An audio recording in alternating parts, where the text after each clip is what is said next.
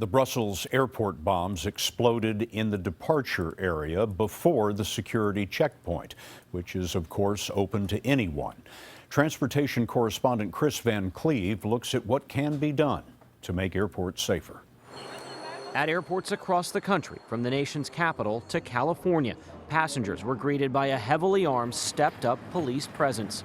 Officers checked arriving vehicles outside of New York's JFK Airport.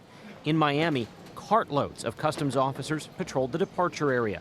But the attack in Brussels exposed a vulnerability at all airports. The area before security checkpoints, the curbside, the ticket counter, even the line for coffee. The question is, how do you best push those layers of security out, recognizing there's no perfect system? Former Transportation Security Administration head John Pistol. It just becomes a question of, so do you bring in additional officers do you pay overtime to, and how many bomb-sniffing dogs do you have?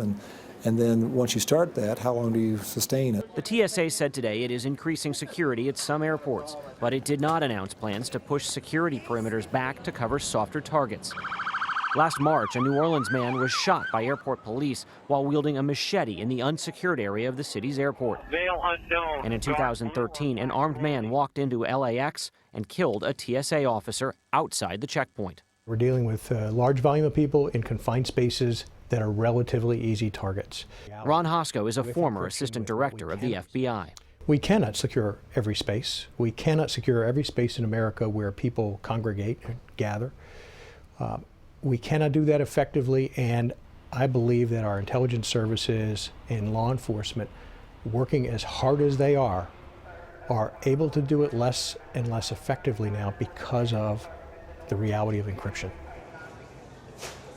By encryption, Hosko is talking about secured apps and phones that allow terrorists to talk to each other undetected. Scott, there were calls in Congress today for enhanced airport security, but bottom line, at any checkpoint on that other side where people are lining up to be screened, that is a soft target.